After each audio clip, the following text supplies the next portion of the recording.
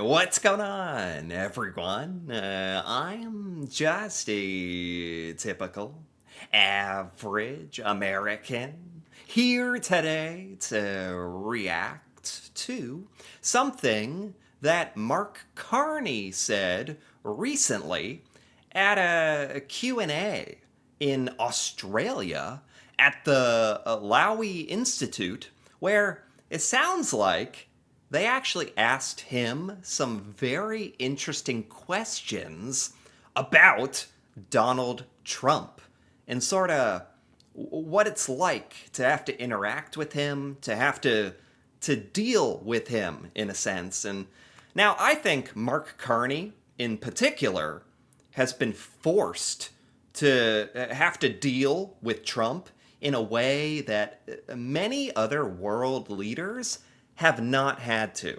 So I'm actually very interested to hear his perspective on all of this and everything that's happened and everything that's happening now. So let's take a look. So what's your game plan for managing Mr. Trump? Wow. Okay. Look at the 21 minutes. Let's swing that. Let's stretch this out. That's funny. I like that Mark Carney has like a sense of humor about the whole thing. Sometimes in some of my videos, I like to say, like, if you don't have some kind of humor about a lot of the stuff that's going on right now, you'd probably go a little insane. I think maybe it drives you a bit insane, especially if you've been paying attention to a lot of the crazy stuff that's going on and a lot of the crazy stuff happening here in the United States. And so anyway, I guess I kind of like that Mark Carney can somewhat chuckle at a very sort of funny but serious question, a very interesting question, like how does he handle Donald Trump? Like, I feel like that's a predicament that a lot of world leaders have been forced into. And like I said, Mark Carney, with everything that Trump and the U.S. has done towards Canada in particular, he has had to figure out a way, to make things happen for Canada while having to handle everything Donald Trump has done. So how would he say he's managed to do that exactly? It's time for another adjacent answer. Exactly. No, the game. But look, I think the first thing is one, respect, but not obsequiousness, right? Obsequiousness. Oh my God, that's why he's the Prime Minister of Canada. What is? Am I the only one who doesn't know that word? What the heck? I like to pull out a crazy, vocabulary here and there, but what was the word? One, respect, but not obsequiousness. Obsequious is someone who is excessively eager to help, obey, or flatter someone of higher status to gain favor. Oh my God, what a perfect word. Oh my God. That's why Mark Carney has had the success that he's had up until now. He knows words like that. Oh my God. Okay, got to remember that one. But yeah, all joking and, Googling vocabulary words aside, that's very interesting because I think, personally, I think any world leader that has to deal with Donald Trump, yes, they're forced to show like respectfulness, but you have to think deep down inside in the core of their being, none of them want to have to respect Donald Trump. Nobody wants to have to respect Donald Trump because many, many, many people don't respect Donald Trump.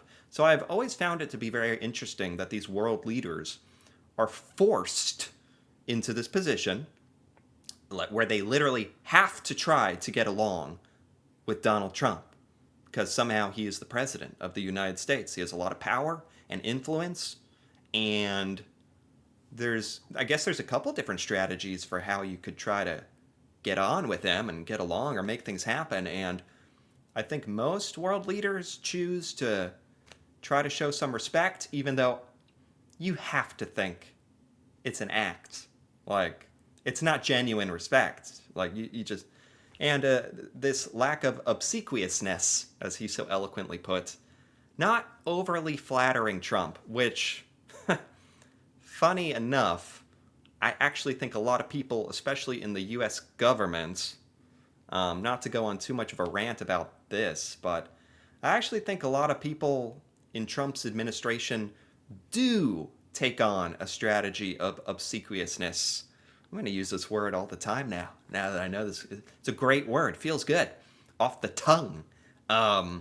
They do flatter him and praise him and try to gain favor and stroke his ego. And I mean, that's another strategy, playing into his ego, which I think has had some success for some people.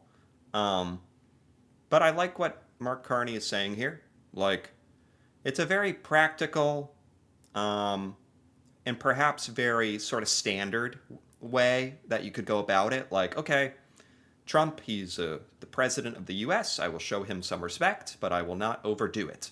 I will just and try to get along like normal people. That's a way to do it. Right. He's president for a reason. He's had success in other areas. He's eminently, elected twice. He was. This is very. I'm sorry. Like, over the last couple months in particular, like, my patience with like flattery towards Donald Trump has become like less and less and less, to where I don't even particularly enjoy like giving this much praise. Like, I think this is being a little too kind to Trump, a little too much credit. But at the same time, it's all part of the game, I think, in a way. I'm not a politician, but there is a game where it's like you do have to say certain things and get along to a certain extent in order for anything to happen. Or like, if everybody, that's an annoying thing. If everybody acted like Trump, who, has basically broken all these typical rules of respectful engagement, if everybody acted like that, it'd be chaos. It's chaotic enough with just him doing it. But so I respect Mark Carney for trying to respect Trump, if that makes any sense. But I don't know if it's real. Had success in other areas. He's eminently, elected twice. You would say elected 3 times. I mean, he does. Seriously, he does, because he says that the election that he lost to Joe Biden was stolen. So he literally does think, like, Mark Carney's not joking. He's not laughing, because that's actually a thing that Trump says. But very successful politician, I like how he, in order to come up with like some platitudes or some like compliments, he sticks to facts, because you can't compliment Trump like how you could compliment Carney. Like, oh, he's a nice guy, he's a cool guy, comes across well, he's well spoken, he has a lot of like degrees and financial background, and you can come up with a lot of ways why you would like respect Mark Carney. Whether you agree or disagree with his politics, putting that aside, you can objectively state a lot of positive facts about him. So he's trying to come up with facts about Trump, like, well, he was elected president, so that's impressive. Like that stuff that's factual. Notice he's not saying anything like, yeah, Trump's a nice guy to, like, a good friend or anything, because it's not true. what I find is that he appreciates, particularly in private, being direct and discussing issues and being clear where your position is. Okay, this is sort of the interesting stuff that I was hoping to hear about. The stuff in, like, how do you deal with Trump? How do you get along with him, like, in these closed trade negotiation meetings, these phone calls that aren't public? Like, what's it actually like? Because I've heard people say Trump is a little different in private, where the public face of Trump is a little bit of a performance with a lot of genuine truth to his character, no doubt, but a little bit of a performance. But in private, he wants you to be direct, upfront, let you know your position. Um, Although to me, it doesn't seem like Trump takes criticism well at all, which would make it difficult for any world leader to truly be blunt and upfront. So, can Trump really genuinely appreciate being blunt and upfront if he can't take criticism?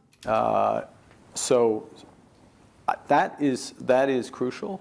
Okay. You don't want to. I mean, I'm going to say something very obvious, but it's important. You don't want to say anything in public that you can't back up. You might choose your words. Which is a little bit what he's doing right now, to be fair.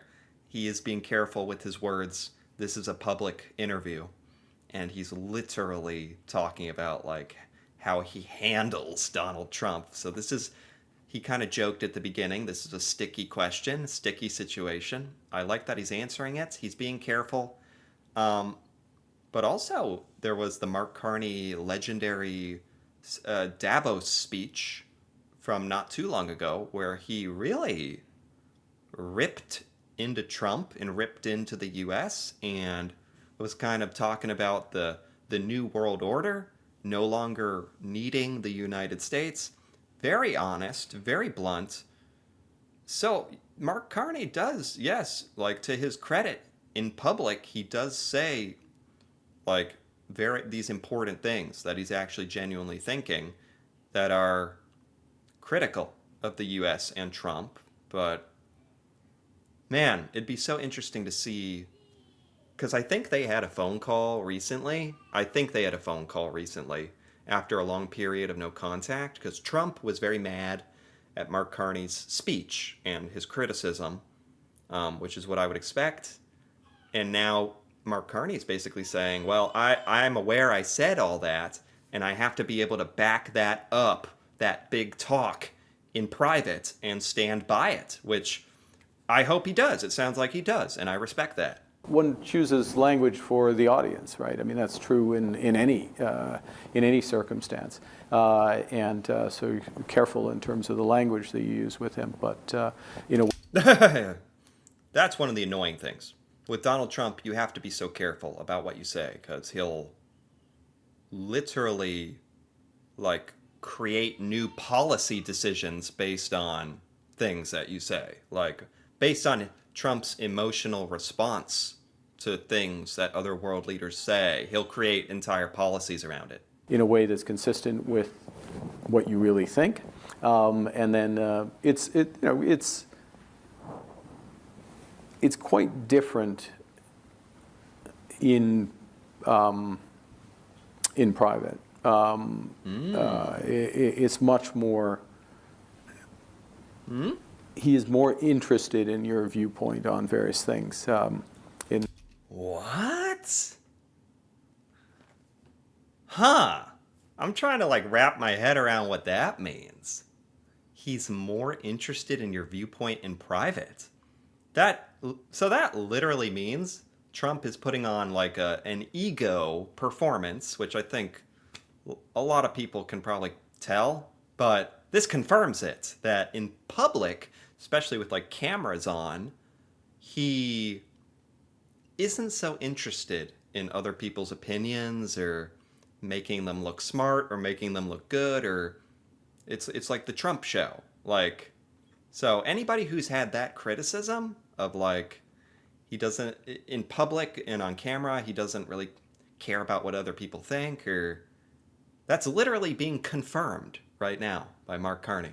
Like, so that's kind of funny that he's just openly said. So I don't know if Mark Carney realizes like that's very interesting actually, and because it actually says Donald Trump might have a genuine interest in getting your point of view, getting more information, admitting that he might not have the answer, but he's only willing to have those qualities if nobody's watching. So he's very aware of his image, and it's a very like that's very bad. I mean, to be honest, like that's very very bad. It's very two-faced, is what I mean. So, huh? In private, and that creates an ability to work through things. But So it's easier to get along with him in private because Trump acts like more normal, or is more open to criticism and more open to points of view. Because in private, he doesn't care how he looks. Wow, I mean, I know Trump is like very acutely aware of his public image and he loves being a public figure. Let's be honest. He loves the circus of the whole thing, but just hearing it from Mark Carney stated it's like a fact. And that it's something you have to like strategically base your political like relationship on and negotiating and be like, okay, when we're arguing on camera in the White House, like when they're on camera, that's going to be a different conversation than when they're having lunch later and the cameras are off. It'll be different. Like I don't like that. no, it's not easy, to be clear. It's not easy. All right, let me ask you about. It's not easy.